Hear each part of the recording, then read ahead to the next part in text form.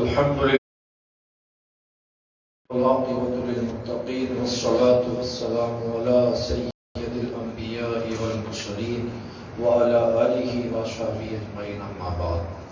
قال الله تعالى في القرآن العظيم والفرقان الحميد وفي خطابه القديم: شهر رمضان الذي أنزل فيه القرآن هدى للناس وبينات من الهدى والفرقان. صدق الله العظيم. وقال الله تعالى في شان عظمة نبيه الكريم: إن الله وملائكته يصلون على النبي يا أيها الذين آمنوا صلوا عليه وسلموا تسليما. اللهم صل على سيدنا محمد وعلى آل سيدنا محمد. صلاة وسلام عليك يا سيدي یا حبیبی یا رسول اللہ صلی اللہ علیہ وسلم. اللہ رب العزت کی دی ہوئی توفیق سے اس کے پیارے محبوب صلی اللہ علیہ وسلم کے صدقہ و فعل میں آج ہماری اور آپ کی 23 تراویح مکمل ہوگی، یعنی 23 تراویح مکمل ہوگی اور 22 روزے مکمل ہو گئے، 22 روزے مکمل ہو گئے. اور قرآن مجید فرقان حمید کی تلاوت میں سے 28 سپارے آج کمپلیٹ ہو گئے. الحمدللہ 2 سپارے باقی ہیں انشاءاللہ تعالی. اب یہ 4 دن میں مکمل ہو جائیں گے اور آخری جو چوتھا دن ہوگا وہ شب قدر لیلۃ القدر یعنی قرآن کے نزول کی رات میں انشاءاللہ تعالی ختم ہوگا. 2 دن ہم لوگوں نے، ایک دن فتح مکہ کے تعلق سے اور دوسرے دن جناب فاتح خیبر حضرت علی شیر خدا رضی اللہ تعالیٰ کی سیرت کے حوالے سے کچھ باتیں کل عرض کی تھی. اب ہم اپنی تفسیر کی طرف آتے ہیں. چوتھا رکوع ہمارا آپ کا چل رہا تھا، 5واں رکوع. تو اللہ پاک نے فرمایا، یہاں پر بنی اسرائیل کا ذکر فرمایا تھا اور بنی اسرائیل سے میں نے بتا دیا تھا کہ آپ کو کون لوگ مراد ہیں، یعنی حضرت یعقوب علیہ نبینا علیہ السلام کی اولاد، ان کو بنی اسرائیل کہتے ہیں. اور اسرائیل کے معنی میں نے بتا دیے تھے، عبرانی زبان کا لفظ ہے یہ. اس کے معنی آتے ہیں عبداللہ یعنی اللہ کا بندہ.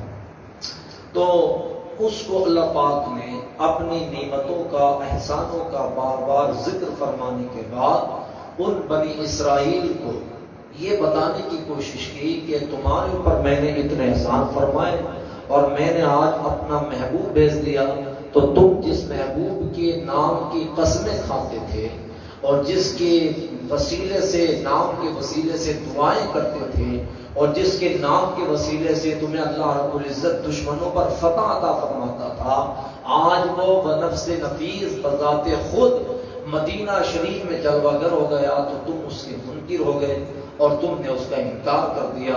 اور تم جو توریت میں نے اس کا ذکر فرمایا تو تم اس کا ذکر چھپاتے ہو. جب لوگ پوچھتے ہیں تم سے کہ یہ بتاؤ کہ توریت میں یہی نبی کا ذکر آیا نا، تو تم کہتے ہو نہیں یہ نبی نہیں، کوئی اور نبی ہے.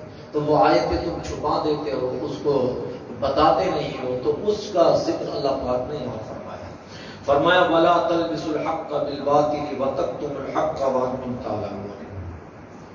اس سے پہلے والی آیت میں اللہ رب العزت نے فرمایا تھا وَآمِنُوا بِمَا أَنزَلْتُ مُصَدِّقًا لِمَا مَعَكُمْ وَلَا تَكُونُوا أَوَّلَ كَافِرٍ بِهِ وَلَا تَشْتَرُوا بِآيَاتِي ثَمَنًا قَلِيلًا وَإِيَّايَ فَاتَّقُونِ.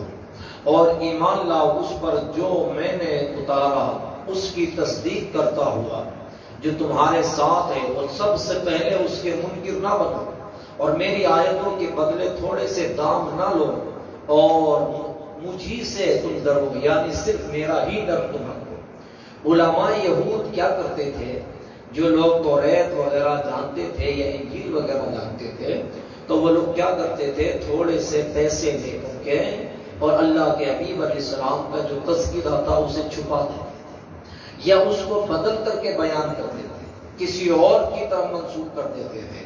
تو اللہ پاک نے فرمایا وَلَا تَشْتَرُوا بِآيَاتِي ثَمَنًا قَلِيلًا، اور میری آیتوں کو، یعنی آیتوں سے مراد توریت کی، انجیل کی، زبور کی آیات، فرمایا وَلَا تَشْتَرُوا بِآيَاتِي ثَمَنًا قَلِيلًا، اور میری آیتوں کو کہ بدلے میں تھوڑی سی قیمت وصول مت کرو، یعنی ذرا سی قیمت کے چکر میں تم میری آیتیں بیچ دیتے ہو.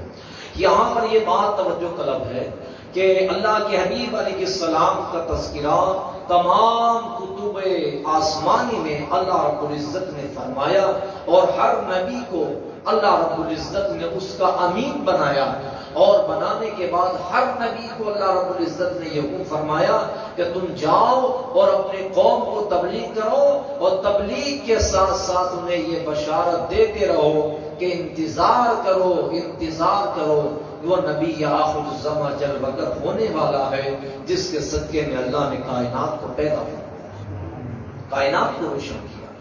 یہاں پر اس آیت کریمہ میں وَآمِنُوا بِمَا أَنزَلْتُ کے تحت اس آیت کریمہ سے یہ بھی معلوم ہوتا ہے کہ علماء یہود جو تھے اپنے باطل مفاد کے لیے نفسانی خواہشات کی وجہ سے اور جاہلانہ تہمات کی بنا پر وہ اپنی کتابوں میں موجود ان آیاتوں کو چھپاتے تھے جن میں نبی کریم صلی اللہ علیہ وسلم کی عظمت اور آقا علیہ السلام کے اوصاف اور اللہ رب العزت کے فضائل، اللہ رب العزت نے اپنے محبوب کے جن میں فضائل اور مناقب بیان فرمائے تھے۔ پھر اس کے بعد فرمایا وَلَا تَلْبِسُوا الْحَقَّ بِالْبَاطِلِ وَتَكْتُمُوا الْحَقَّ وَأَنْتُمْ تَعْلَمُونَ، اور حق کو باطل کے ساتھ نہ ملاؤ اور جان بوجھ کر کے حق کو نہ چھپاؤ، یعنی جان بوجھ کر کے حق بات کو نہ چھپانا چاہیے۔ یعنی اگر آدمی کوئی بات جانتا ہے اور اس کو حق کا علم ہے اور حق بات وہ جانتا ہے تو پھر وہ جان بوجھ کر اسے نہیں چھپائے گی۔ یہودیوں کا طریقہ ہے کہ کوئی حق بات بھی نہ کہہ سکے، وہ بھی کوئی انسان ہے جو حق بات اپنی زبان سے بیان نہ کر سکے، تو اللہ پاک نے فرمایا وَلَا تَلْبِسُوا الْحَقَّ بِالْبَاطِلِ، اور حق کو باطل کے ساتھ کبھی جوائن مت کرنا، کبھی مت ملانا، اور جان بوجھ کر کے حق بات کو کبھی نہیں چھپانا۔ یعنی یاد رکھو، اس کو ایسے سمجھو کہ جیسے دن اور رات ہے، تو جب رات ہوگی تو دن ہوگا، جب رات ہوگی تو دن نہیں ہوگا، اور جب دن ہوگا تو رات نہیں ہوگی۔ یعنی دودھ اور پانی کو ایک جگہ مت مکس کرو، دودھ دودھ ہے، پانی پانی ہوتا ہے۔ شراب میں اور پانی میں فرق سمجھو، شراب کے قطرے حرام ہیں، پانی کے قطرے حلال ہیں، دودھ کے قطرے حلال ہیں۔ اس لیے فرمایا کہ جان بوجھ کر کے حق بات کو نہ چھپاؤ، اور حق بات کو باطل کے ساتھ کبھی میچ مت کرو، کبھی اس کے ساتھ مت ملاؤ۔ یہ ہمارے یہاں جو دستور چلا رہا کہ کوئی بات نہیں ہے، چلو ہوتا ہے، دنیا داری ہے، تو اس لیے منع فرمایا گیا۔ علامہ علی بن محمد خازن رحمۃ اللہ علیہ فرماتے ہیں اس سے یہ معلوم ہوا اس آیت کریمہ سے کہ ہر ایک کو چاہیے کہ وہ حق کو باطل سے نہ ملائے اور نہ ہی حق کو چھپائے، کیونکہ اس میں فساد اور نقصان ہے۔ اور یہ بھی معلوم ہوا کہ حق بات جاننے والے پر اسے ظاہر کرنا واجب ہے، اور حق بات کو چھپانا اس پر حرام ہے۔ کیا ہے؟ حق بات کو چھپانا حرام ہے، اور حق بات اگر کوئی بات اس کے پاس میں ہے، جانتا ہے، تو اسے ظاہر کرنا اس کے لیے کیا ہے؟ واجب ہے۔ پھر اس کے آگے اللہ پاک نے فرمایا وَأَقِيمُوا الصَّلَاةَ وَآتُوا الزَّكَاةَ وَارْكَعُوا مَعَ الرَّاكِعِينَ، اور نماز قائم رکھو اور زکوٰۃ ادا کرو اور رکوع کرنے والوں کے ساتھ رکوع کرو۔ کیا؟ رکوع کرنے والوں کے ساتھ رکوع کرو۔ اس آیت کریمہ سے علماء نے اور مجتہدین نے یہ مسئلہ استنباط کیا ہے کہ اس سے یہ ثابت ہوتا ہے کہ رکوع کرنے والوں کے ساتھ رکوع کرو۔ اس سے یہ مسئلہ ثابت ہوتا ہے کہ نماز اکیلے کی ہے اور نماز جماعت کے ساتھ قائم کرنا چاہیے۔ کیا؟ رکوع کرنے والوں کے ساتھ رکوع کرو، اس کا مطلب کیا ہوا؟ نماز کو جماعت کے ساتھ قائم کرو۔ قائم کے ساتھ قائم کرو، جماعت کے ساتھ۔ یاد رکھیے گا، نماز کو جماعت کے ساتھ قائم کرنا اکیلے پڑھنے سے 27 درجے زیادہ ثواب ہے، 27 درجے زیادہ ثواب۔ نماز پڑھنا فرض ہے اور جماعت کے ساتھ پڑھنا واجب ہے۔ کیا ہے؟ واجب۔ جماعت کے ساتھ پڑھنا کیا ہے؟ واجب ہے جماعت کے ساتھ۔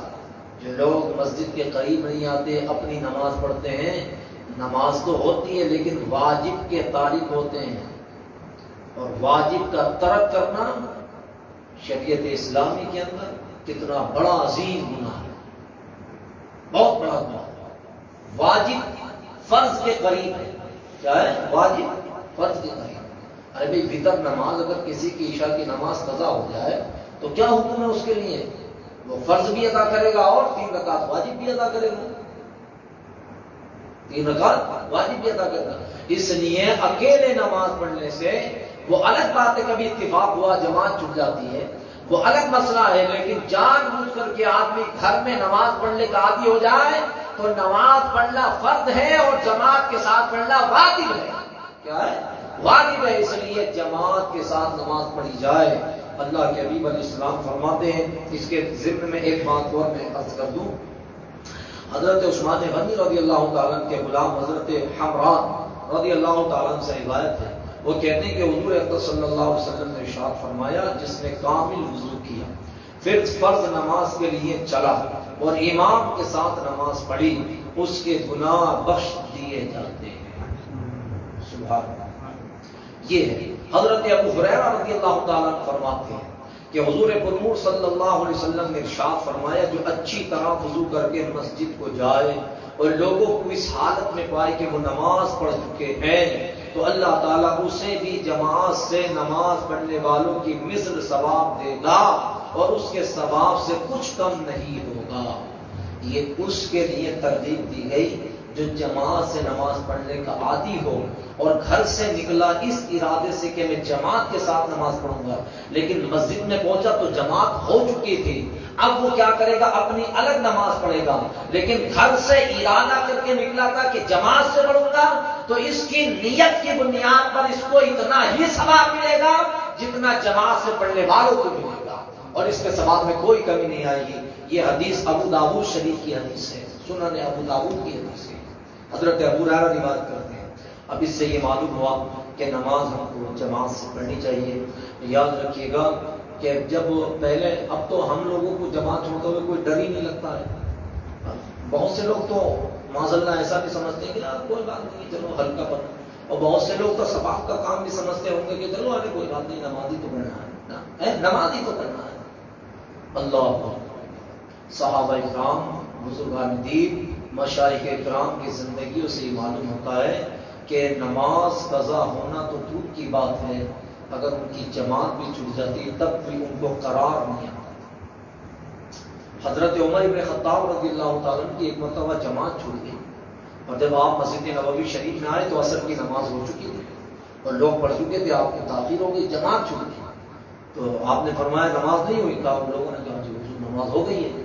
حضرت عمر بن خطاب رضی اللہ تعالیٰ نے اس جماعت چھوٹنے کے عوض میں اپنے اوپر دیکھتے ہوئے ملامت کی اور پڑھا انا للہ و انا الیہ راجعون، کیا میری جماعت چھوٹ۔ یہ حالات ایک بزرگ کا ہے، حضرت حاتم اصم فرماتے ہیں کہ ایک مرتبہ میری جماعت فوت ہو گئی، اور جب جماعت میری چلی گئی تو حضرت ابو اسحاق نے بخاری رحمۃ اللہ علیہ نے فرمایا، حضرت ابو اسحاق بخاری فرماتے ہیں کہ جب میری جماعت چھوٹ گئی تو محلے میں سے جو میرے دوست تھے ساتھی، وہ کوئی بھی میری تعزیت کے لیے نہیں آیا اور مجھ سے یہ پوچھنے کے لیے بھی نہیں آیا کہ آپ کی جماعت چھوٹ گئی، کیسے جماعت چھوٹ گئی۔